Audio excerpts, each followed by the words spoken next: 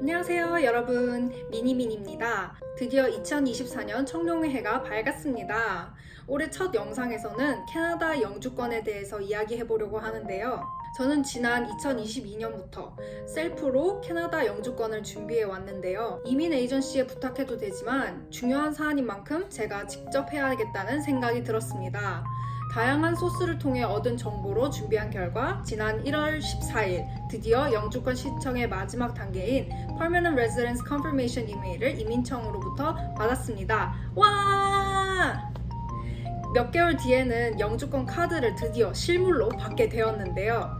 영주권을 준비했던 지난 1년이 넘는 시간 동안 제가 경험하고 배우고 또 느꼈던 것들을 여러분들과 꼭 공유하고 싶다고 생각을 해서 캐나다 영주권 시리즈를 이렇게 준비해 보았습니다. 총 3영상에 걸쳐서 영주권 준비 타임라인, 영주권 준비 핵심 서류 작성법, 영주권 준비 꿀팁, 이렇게 영주권 준비를 위한 필수 정보들을 여러분들께 알려드리겠습니다.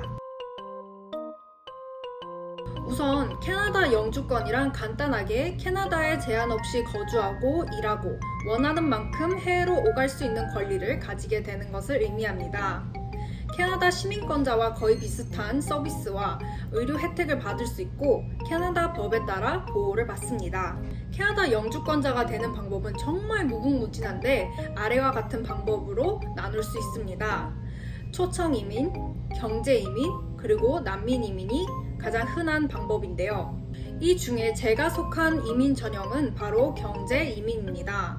경제 이민 아래에 있는 다양한 전형 중에서도 Express Entry, Canadian Experience Class가 제 영주권 신청 루트입니다. Express Entry 루트는 경력이 있는 노동자를 골라서 이민 초청을 하는 방법인데요.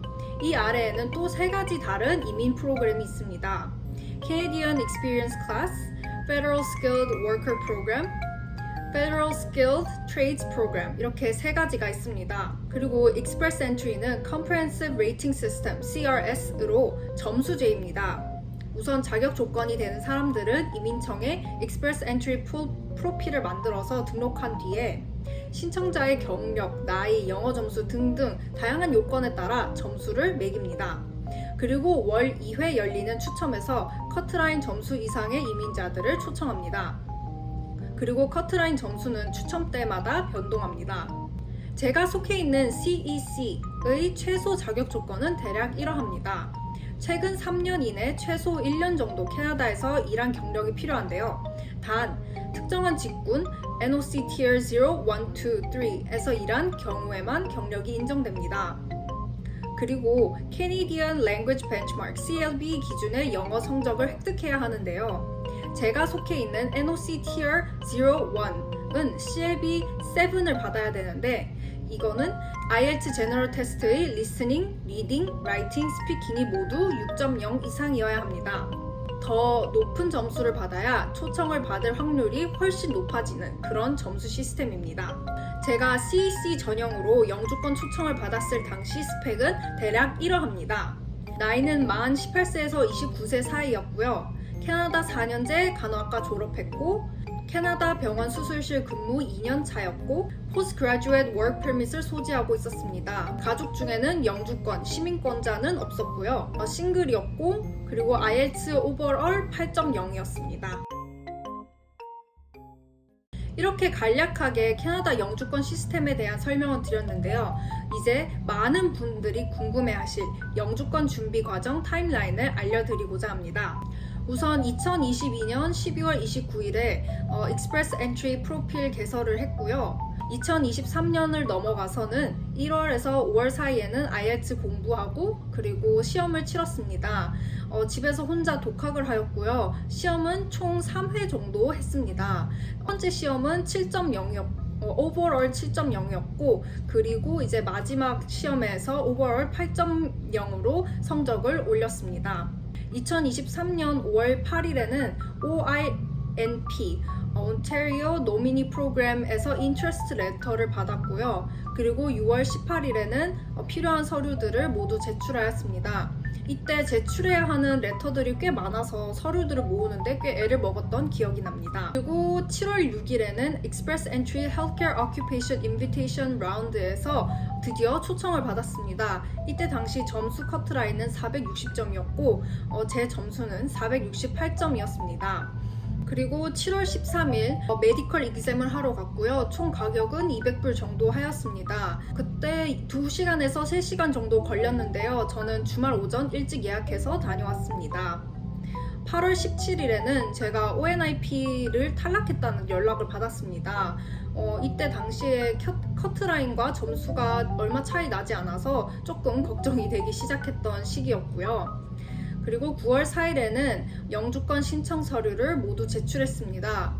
제가 ONIP 준비할 때 받았던 서류들을 거의 그대로 사용할 수 있게 돼서 준비하는 과정은 그렇게 힘들지 않았어요. 그리고 드디어 11월 30일 바이오메트릭스 컬렉션 레터를 받았습니다. 영주권 취득할 때 거의 마무리 단계에 하는 거라고 해서 곧 영주권이 나올 거라는 확신이 생겼었습니다. 그리고 12월 15일 바이오메트릭스 제출하러 갔었습니다. 이날 휴가 내고 집에 가까운 서비스 캐나다 센터로 가서 거의 한 10분 정도 만에 제출을 완료했습니다. 바이오메트릭스 센터 가기 전에 컨퍼메이션 레터는 꼭 프린트해서 가시는 걸 추천드립니다. 그리고 2024년 1월 11일 드디어 PR Confirmation 이메일을 받았습니다. 처음에는 제가 사실 스팸 문자인 줄 알고 정말 걱정했는데 저를 도와줬던 친한 동생에게 물어보니까 언니 축하드려요 이렇게 하더라고요. 그래서 이제 진짜 찐 최종 마지막 단계라는 걸 알고 나니까 정말 기뻤습니다. 이날 저희 어머니가 한국으로 돌아가시기 전 딱 전날이라 직접 제가 좋은 소식을 알려드릴 수 있어서 정말 좋았어요. 그리고 제가 이제 1월 11일에 받은 업데이트에 따르면 영주권 카드는 그 이후에 차차 메일로 집 주소로 발송된다고 합니다. 임시 영주권 증명서는 그 전에 받을 수 있으니까 충분히 이 영주권 증명서가 법적 효력이 있으니 은행이나 취업할 때 제출이 가능하다고 하네요. 제 Postgraduate Work Permit이 올해 8월에 만료되는데 정말 완벽한 타이밍에 영주권이 나와줘서 너무 안심입니다. 이렇게 저의 길고도 짧았던 영주권 신청 과정을 보니까 어떠세요? 이 영상을 준비하면서 쭉 정리해보니까 혼자 치열하게 알아보고 퇴근 후에 아니면 주말에 IELTS 공부하고 그리고 필요했던 자료들을 끌어모았던 제 자신에게 정말 박수를 쳐주고 싶다는 생각이 들었어요. 또한 저를 주변에서 많이 도와줬던 친구들, 가족들에게도 정말 감사한 마음이 들었고요. 사회 초년생인 저도 충분히 혼자 준비할 수 있었으니까요. 여러분들도 영주권 취득 셀프로 가능하시리라 믿습니다. 다음 영상에서는 영주권 신청할 때 필요했던 레터들을 작성하는 법과 템플릿을 공유하려고 합니다. 제 채널을 꼭 구독하셔서 이 다음 영상도 꼭 챙겨보시고 많은 꿀팁 받아가세요. 이번 영상도 시청해주셔서 정말 감사드리고 우리는 또 다음 영상에서 만나요. 안녕!